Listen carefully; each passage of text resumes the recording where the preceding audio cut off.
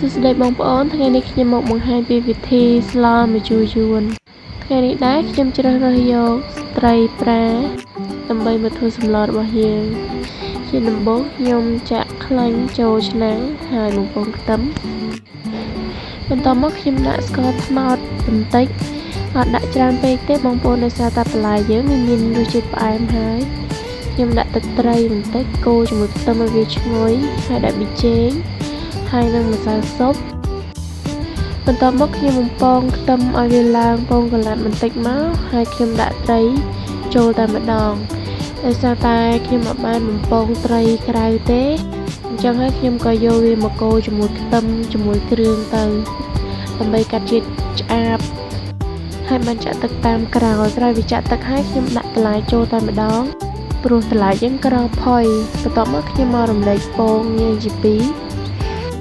ខ្ញុំយកផ្នែកក្រហមផ្សេងនិងផ្នែកសផ្សេងដោយសារតែខ្ញុំចង់ឲ្យវាមានពណ៌ដាច់ពីគ្នាឲ្យវាមានពណ៌ស្អាតហើយខ្ញុំស្រង់ពពុះចេញបងប្អូនក្រោយពីពុះបន្លែយើងឆ្អិនបន្តិចហើយខ្ញុំក៏ដាក់ម្នាស់ហើយនឹងពេញប៉ោះចូលហើយខ្ញុំឲ្យវាពុះម្សៅទៀតខ្ញុំគ្របវាទុកសិនក្រោយពីសម្លយើងពុះម្ដងទៀតខ្ញុំក៏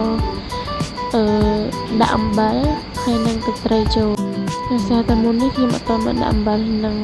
ទឹកត្រីទេហើយបន្ទាប់មកខ្ញុំដាក់ពងក្រហមចូលហើយក៏ចាក់ពងទាសរបស់យើងចូលទុកឲ្យវាពុះមួយផ្លែតហើយក៏កូរវាដើម្បីឲ្យពងទាយើងនឹងបែកសាច់ដោយសារតែអត់សូវជូរខ្ញុំក៏ថែមអំបិលទុំបន្តិចហើយក៏ដាក់ស្តេចបដោះហើយនឹងម្អមស្លឹកខ្ទឹមនិងជីរណាយើងចូលមកស្តេចបដោះយើងដាក់thêmផ្លែទេដោយសារតែវារៀងឆាប់ឆ្អិនដែរហើយសម្លរបស់ខ្ញុំក៏ហើយតែប៉ុណ្ណឹង